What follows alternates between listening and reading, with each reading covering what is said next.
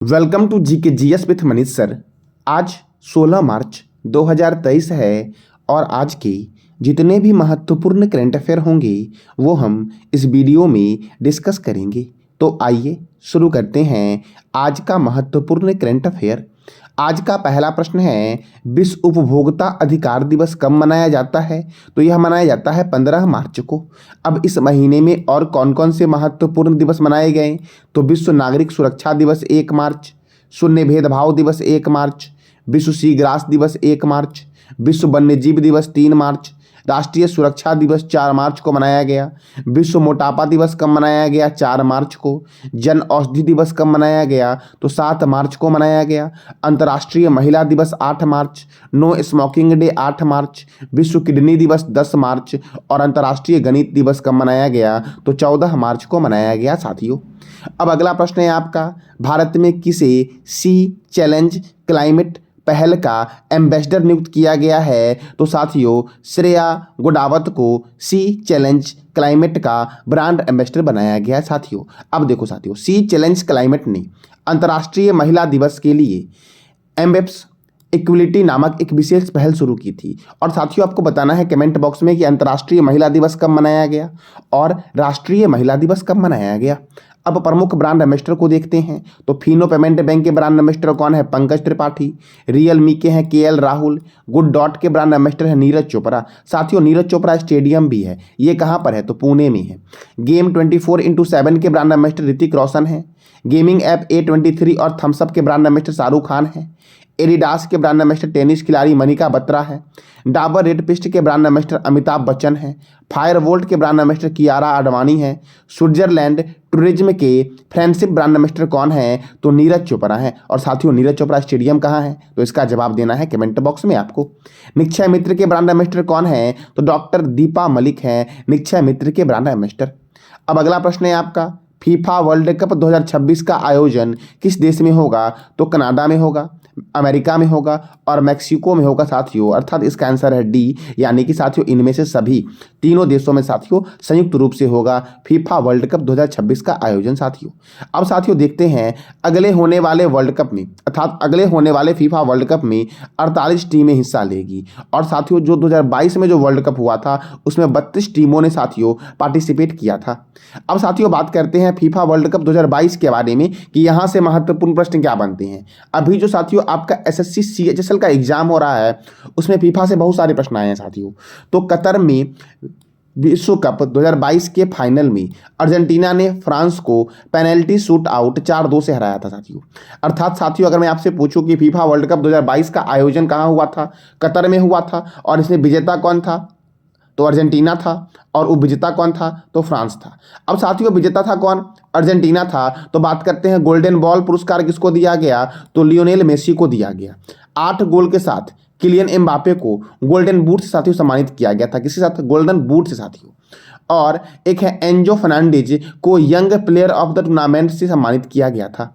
FIFA world cup 2022 trophy का अनावरण किसने किया था? दीपिका पादुकोण ने किया था। फीफा वर्ल्ड कप 2022 का आयोजन कतर में हुआ। विश्व कप के लिए 32 टीमों ने प्रतिस्पर्धा किया साथियों।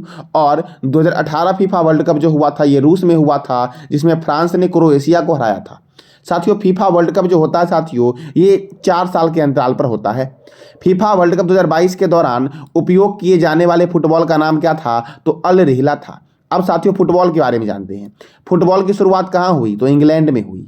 और दुनिया का पहला फुटबॉल क्लब कौन सा है? शेफील्ड फुटबॉल क्लब है। कौन सा क्लब है? तो शेफील्ड फुटबॉल क्लब। और इसकी स्थापना कब हुई? 1857 में हुई साथियों। फीफा की जो फुटबॉल की जो सर्वोच्च संस्था है उसका नाम है फीफा। फीफा अर्थात federation international D football association. FIFA का हेडक्वार्टर है ज्यूरिख स्विट्जरलैंड में। और फीफा की स्थापना हुई 21 मार्च 1904 को। और फीफा की स्थापना हुई थी फ्रांस की राजधानी पेरिस में, लेकिन इसका मुख्यालय है ज्यूरिख स्विट्जरलैंड में। स्विट्जरलैंड का उपनाम है प्लेग्राउंड ऑफ यूरोप और स्विट्जरलैंड यूरोप कॉन्टिनेंट में आता है। फीफा के प्रेसिडेंट कौन है? तो गियानी इन्फेंटिनो है साथियों। आज आपको बताना है फ्रांस के बारे में कि फ्रांस की राजधानी साथियों पेरिस है। फ्रांस के राष्ट्रपति कौन है? प्रधानमंत्री कौन है? फ्रांस की करेंसी क्या है? और फ्रांस के जो राष्ट्रपति हैं वो कहाँ रहते हैं? जैसे कि भारत के राष्ट्रपति रहते हैं कहाँ पर? तो राष्ट्रपति भवन में। पाकिस्तान के राष्ट्रपति कहाँ रहते हैं साथियों? तो एवान ए सरद में पाकिस्तान के राष्ट्रपति रहते हैं। अमेरिका के राष्ट्रपति रहते हैं व्हाइट हाउस में, तो आपको बताना है फ्रांस के राष्ट्रपति कहाँ रहते हैं। साथियों फुटबॉल में, हॉकी में, क्रिकेट में खिलाड़ियों की संख्या 11 होती है। और भी साथियों महत्वपूर्ण खेल हैं, जैसे रग्बी फुटबॉल में 15 प्लेयर होते हैं, बेसबॉल और खो खो में 9 प्लेयर होते हैं, जिम्नास्टिक में 8 प्लेयर होते हैं, वाटर पोलो, कबड्डी और नेटबॉल में 7 प्लेयर होते हैं, वॉलीबॉल में 6 प्लेयर होते हैं, बास्केटबॉल में 5 प्लेयर होते हैं और पोलो में कितने होते हैं? तो 4 प्लेयर होते हैं साथियों पोलो में। अब अगला प्रश्न है आपका, हाल ही में जारी स्विस फर्म्स IQ एयर की रिपोर्ट के अनुसार वर्ल्ड एयर क्वालिटी रिपोर्ट 2022 में टॉप 50 में भारत के कितने शहर शामिल हैं? तो टॉप 50 में साथियों भारत के 39 शहर साथियों शामिल हैं। कितने शहर? तो 39 शहर। अब अगर पूछा जाए कि इस IQ एयर रिपोर्ट में, वर्ल्ड एयर क्वालिटी रिपोर्ट में साथियों कौन सा देश साथियों प्रथम स्थान पर है? तो चाड साथियों, चाड सर्वाधिक प्रदूषित है। चाड, उसके बाद इराक, उसके बाद पाकिस्तान तीसरे स्थान पर है, बहरीन चौथे स्थान पे है, बांग्लादेश पांचवें स्थान पे है, बुर्किना फासो साथियों ये छठे स्थान पे है, कुवैत है 7वें स्थान पर, भारत है 8वें स्थान पर, मिस्र साथियों कौन से स्थान पे है? तो 9वें स्थान पर है, और तजाकिस्तान है 10वें स्थान पर साथियों। तो अगर पूछा जाए साथियों तो ये जो रिपोर्ट आई है प्रदूषण वाली साथियों, इस रिपोर्ट में पहले स्थान पर कौन है? तो क्या बोलोगे? चाड। भारत का स्थान क्या है? 8वां भारत सबसे बड़ा प्रदूषित देश है। और साथियों 10वें स्थान पर कौन है? तजाकिस्तान। पाकिस्तान का स्थान कितना है साथियों? तो तीसरा है। कितना है? तीसरा। अब साथियों अगला प्रश्न बनता है आपका कि हाल ही में भारत और सिंगापुर के बीच आयोजित बोल्ड कुरुक्षेत्र अभ्यास का समापन कहाँ हुआ है? तो इसका समापन हुआ है जोधपुर में। और जोधपुर कहाँ है? तो राजस्थान में है जोधपुर। साथियों राजस्थान की राजधानी है जयपुर, और जयपुर को बोलते हैं पिंक सिटी, उसी तरह से जोधपुर को बोलते हैं ब्लू सिटी। और साथियों आपको बताना है आज राजस्थान के बारे में। राजस्थान के बारे में साथियों मैंने आपको कई बार बताया है, तो आज आप जो भी जानते हो उसकी जानकारी आपको देनी है कमेंट बॉक्स में राजस्थान के संदर्भ में साथियों। अब साथियों प्रमुख सैन्य अभ्यास को जानते हैं, जैसे कि साथियों सूर्य किरण सैन्य अभ्यास जो आपका है ये भारत और नेपाल के बीच है। संप्रीति सैन्य अभ्यास है भारत और बांग्लादेश के बीच। शक्ति अभ्यास और गरुड़ अभ्यास, वरुण अभ्यास ये भारत और फ्रांस के बीच है। गरुड़ शक्ति साथियों ये भारत और इंडोनेशिया के बीच है। अगर आपसे पूछे गरुड़ सैन्य अभ्यास तो भारत और फ्रांस के बीच टिक करना साथियों, और गरुड़ शक्ति पूछे तो भारत और इंडोनेशिया के बीच। अगर मैत्री अभ्यास के बारे में पूछे तो ये भारत और थाईलैंड के बीच होता है। नोमैडिक एलिफेंट साथियों ये भारत और मंगोलिया के बीच। धर्म गार्जियन सैन्य अभ्यास साथियों भारत और जापान के बीच। और हैंड इन हैंड सैन्य अभ्यास भारत और चीन के बीच। साथियों मैंने कल ही बताया था कि जापान के जो प्रधानमंत्री हैं वो भारत की यात्रा पर आ रहे हैं साथियों। तो जापान के कौन प्रधानमंत्री वर्तमान में हैं जो भारत की यात्रा पर आ रहे हैं? इसका जवाब देना है कमेंट बॉक्स में आपको। अल नगाह सैन्य अभ्यास साथियों, नसीम अल बहर और ईस्टर्न बीच सैन्य अभ्यास ये भारत और ओमान के बीच होता है। ओमान की राजधानी है मस्कट। कजाकिस्तान साथियों काजिंद सैन्य अभ्यास भारत और कजाकिस्तान के बीच होता है। सूर्य किरण सैन्य अभ्यास भारत और नेपाल के बीच होता है। ईस्टर्न ब्रिज सैन्य अभ्यास भारत और ओमान के बीच होता है। और सिम्बेक्स सैन्य अभ्यास भारत और सिंगापुर के बीच होता है साथियों। और साथियों हैंड इन हैंड सैन्य अभ्यास किस दो देश के बीच होता है? भारत और कौन से देश के बीच होता है? तो इसका जवाब देना है आपको कमेंट बॉक्स में। अगला प्रश्न है, रेशम उत्पादन हेतु बीमा योजना शुरू करने वाला भारत का पहला राज्य कौन बना है? तो रेशम उत्पादन के हेतु बीमा योजना साथियों किसने शुरू किया है? अभी तो उत्तराखंड ने शुरू किया है, और यह भारत का पहला राज्य बना है। अब उत्तराखंड ने शुरू किया साथियों, तो उत्तराखंड की राजधानी क्या है? देहरादून। उत्तराखंड के गवर्नर कौन है? गुरमीत सिंह। उत्तराखंड के मुख्यमंत्री कौन है? पुष्कर सिंह धामी है उत्तराखंड के मुख्यमंत्री।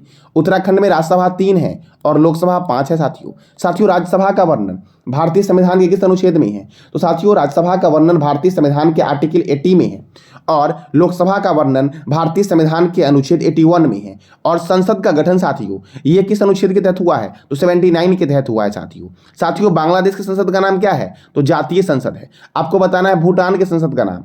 भूटान के संसद का नाम क्या है? इसका जवाब देना है कमेंट बॉक्स में आपको। जिम कॉर्बेट राष्ट्रीय उद्यान यह भारत का प्रथम राष्ट्रीय उद्यान है, जिसका पुराना नाम क्या है? तो हेली नेशनल पार्क। और इसकी स्थापना कब हुई? 1936 में हुई। और इस राष्ट्रीय उद्यान के बीचों बीच से कौन सी नदी गुजरती है?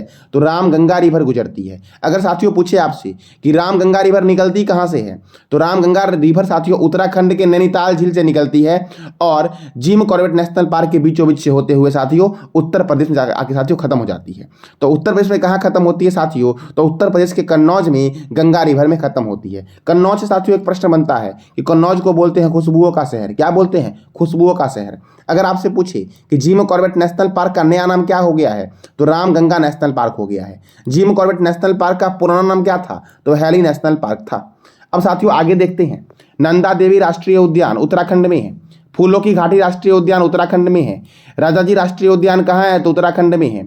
और टिहरी बांध परियोजना ये भागीरथी रिवर पर है उत्तराखंड में। उत्तराखंड के मुख्यमंत्री ने समर्थन ई गवर्नेंस पोर्टल लॉन्च किया। भूकंप अलर्ट ऐप लॉन्च करने वाला भारत का पहला राज्य कौन है? उत्तराखंड है। सूर्यधार झील देहरादून में है। नई शिक्षा नीति को प्री प्राइमरी स्तर पर लागू करने वाला भारत का पहला राज्य उत्तराखंड साथियों बना है। पहली बार दुर्लभ मांसाहारी पौधे की प्रजाति कहाँ मिली है? उत्तराखंड में मिली है। लखपति दीदी मेले का शुभारंभ उत्तराखंड में हुआ है। Best adventure tourism destination award Uttarakhand ने जीता। गणतंत्र दिवस 2023 की झांकी में प्रथम पुरस्कार उत्तराखंड को मिला है। और भारत का पहला सरकारी मदर मिल्क बैंक स्थापित किया उत्तराखंड ने। और भारत का पहला इलेक्ट्रिक तीर्थ यात्रा गलियारा ये बन रहा है उत्तराखंड में साथियों। अब अगला प्रश्न है आपका, हाल ही में रेल मंत्री ने कब तक बुलेट ट्रेन चलाने की घोषणा की है?